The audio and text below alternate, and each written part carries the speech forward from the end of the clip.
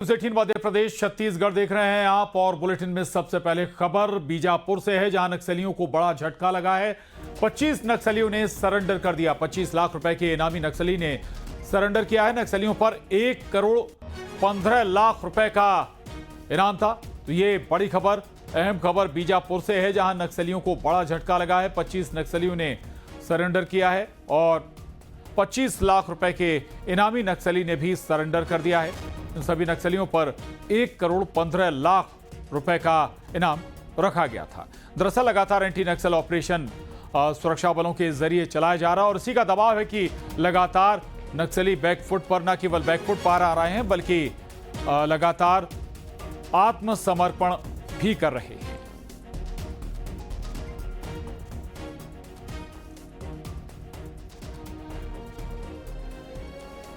एक state committee level का cadre आज आत्मसमर्पण करने के लिए हम सब लोग के समक्ष आया है।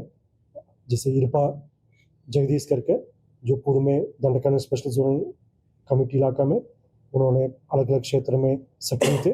फिर विगत कुछ समय से उड़ीसा स्टेट कमेटी अंतर्गत स्टेट लेवल कमेटी कैडर के रूप में उन्होंने सक्रिय थे। और जैसे वर्तमान में जो परिस्थिति बदल रहा है और जिस तरीके से सुरक्षा बल को अभी लगातार सफलता प्राप्त होते आ रहा है, इन सब परिस्थिति कारण से इरपा जगदीश और उनकी पत्नी नागमणि, वो भी एक एरिया कमेटी लेवल के कैडर है, और डीवीसीएम विनोद, इस प्रकार काफी बड़ी संख्या में सीनियर माओवादी कैडर आज बीजापुर में कुल 25 कैडर। और कांकेर से इस वक्त की बड़ी खबर है, जहां 13 इनामी नक्सलियों का सरेंडर हुआ है। मिलिट्री कंपनी नंबर 1 के कमांडर ने सरेंडर कर दिया। उत्तर बस्तर डिवीजन में ये सक्रिय थे। नक्सलियों पर 62 लाख का इनाम घोषित था। सरेंडर करने वालों में 5 महिला नक्सली भी शामिल हैं। तो ये बड़ी खबर कांकेर से है, बड़ी सफलता सुरक्षा बलों के लिए। कांकेर में 13 इनामी नक्सलियों ने सरेंडर कर दिया। इनमें 5 महिला नक्सली भी शामिल हैं और मिलिट्री कंपनी नंबर 1 के कमांडर ने भी सरेंडर कर दिया है। ये सभी उत्तर बस्तर डिवीजन में सक्रिय थे। और अब बात नारायणपुर से, जहां नक्सलियों को फिर झटका लगा। इनामी 8 नक्सलियों ने सरेंडर कर दिया। सरेंडर करने वाले नक्सलियों पर 33 लाख का इनाम रखा गया था। कुख्यात कमलेश और डॉक्टर सुखलाल ने सरेंडर किया है। तो नारायणपुर में भी नक्सलियों ने सरेंडर किया है, जहां पर इनामी 8 नक्सलियों का सरेंडर हुआ है। सरेंडर करने वालों पर 33 लाख का इनाम था। का फॉर्मेशन होता है, उसमें एक टेक्निकल टीम होती है, टीडी टीम, जिसका काम ये हथियार बनाना, उनका जो भी बीजेल शेल्स वगैरह मैन्युफैक्चरिंग की टीम होती है, उसका कमांडर डीवीसी मुकेश जो अभी आज सरेंडर करेगा। और उसके साथ उसकी टीम के एक और पीपीसीएम है और साथ में प्लेटून 1 के 2 पीपीसी हैं जो सरेंडर कर रहे हैं। इस प्रकार कुल 4 पुरुष 4 महिला हैं। और इधर सुकमा से भी बड़ी खबर, जहां 5 नक्सलियों ने आत्मसमर्पण कर दिया। जिले के जगरगुंडा और चिंतलनार इलाके में ये सभी नक्सली सक्रिय थे। पूना मार्गेम और पुनर्वास नीति से प्रभावित होकर इन सभी नक्सलियों ने आत्मसमर्पण किया है। सभी को प्रोत्साहन राशि दी गई है और सभी को पुनर्वास नीति का लाभ भी दिया जाएगा।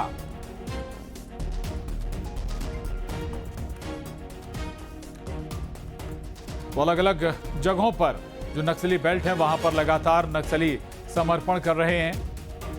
हमारे साथ नारायणपुर से खेम नारायण शर्मा जुड़ गए हैं और बीजापुर से दिनेश गुप्ता हमारे साथ जुड़ गए हैं। खेम नारायण, नारायणपुर में भी लगातार नक्सलियों का आत्मसमर्पण देखने को मिल रहा है। क्या वजह है? दबाव है सुरक्षा बलों का, एंटी नक्सल ऑपरेशन का प्रेशर है, क्या वजह? जी देखिए प्रशांत, आपको मैं बता दूं कि जिस प्रकार से नक्सलवाद को खत्म करने के लिए सरकार और जो जवान हैं, पुलिस के जो बड़े आला अधिकारी हैं, वो काम कर रहे हैं। जंगलों में लगातार जो है सर्चिंग अभियान चलाया जा रहा है, जिसमें कई बड़ी सफलताएं जो है अब तक जो है जवानों को मिलती आ रही है, जिसको देखकर एक दबाव जो है नक्सलियों के अंदर बन रहा है। और उसके साथ ही जो है कहीं ना कहीं सरकार के द्वारा जो पुनर्वास जो नीति चलाई जा रही है, जो नक्सलियों को फिर से पुनर्वास करने की नीति में जोड़ने के लिए जो प्रयास किए जा रहे हैं वो कहीं ना कहीं अब सफल नजर आ रहा है, क्योंकि जिस प्रकार से सरकार और जो पुलिस जो जवानों के आला अधिकारियों के द्वारा जिस प्रकार से चेतावनी जो है नक्सलियों को दी जा रही है कि वो या तो सिधाई से मान जाएं या सरकार की नीति के साथ वापस आ जाएं, या तो फिर जो उसका अंजाम बिल्कुल जान रहे हैं कि जो सर्चिंग अभियान चलाए जा रहे हैं उसमें जिस प्रकार से बड़ी मात्रा में नक्सलियों को ढेर कर दिया जा रहा है, ये भी एक प्रकार से एक दबाव है और नक्सली कहीं ना कहीं सरकार की नीति रीति से प्रभावित होकर जो है अब आत्मसमर्पण की ओर जो है लौट रहे हैं। जी बिल्कुल रहेगा, लौटूंगा आपके पास। बीजापुर से दिनेश गुप्ता हमारे साथ बने हुए। दिनेश, वाकई दबाव भी है और दूसरा ये कि जो 2026 का मार्च 2026 का टारगेट लेकर चला जा रहा है पूरी तरह से नक्सल मुक्त छत्तीसगढ़ करने का, और नतीजा यही कि या तो आप मुख्य धारा में आ जाइए, नक्सली या तो मुख्य धारा में आ जाएं या फिर खत्म होने के लिए तैयार हो जाएं। बीजापुर से दिनेश आवाज मिल रही है आपको? एक बड़ा झटका लगा है जो 2000 जी हाँ मिल रही है। जी हाँ, मैं आपको बता दूं कि जो 2026 की डेडलाइन है, इस डेडलाइन को लेके नक्सलियों में कहीं ना कहीं खौफ है और पुनर्निवास जो नीति है, इस नीति के तहत जो नक्सली है वो बैकफुट पर भी नजर आए हैं और कहीं ना कहीं उन्हें भी लग रहा है कि एक मुख्य धारा से जुड़ा जाए और ये पुलिस को बड़ी सफलता मिली है।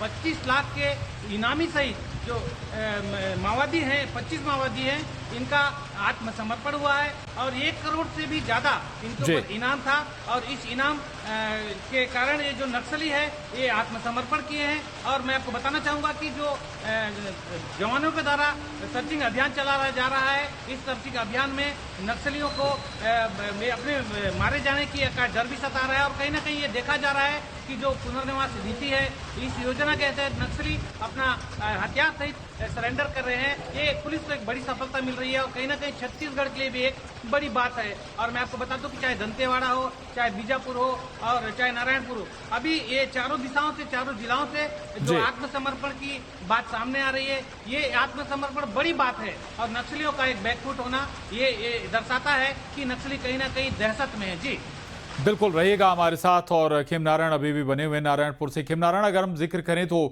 नक्सल जो एंटी नक्सल ऑपरेशन या कहें सर्चिंग अभियान अभी भी जारी हैं?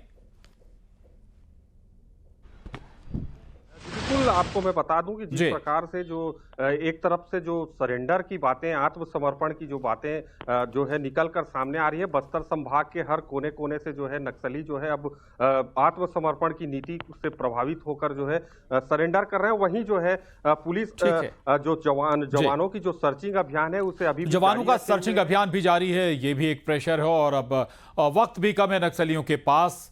बहुत शुक्रिया आपका इस पूरी जानकारी के लिए खेमनारायण और दिनेश, धन्यवाद।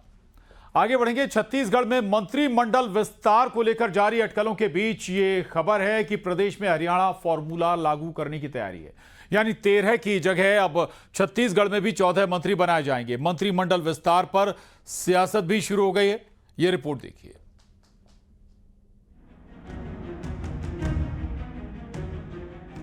छत्तीसगढ़ में पहली बार मंत्री के पद बढ़ने जा रहे हैं। प्रदेश सरकार यहां भी हरियाणा फॉर्मूला लागू करने की तैयारी में है।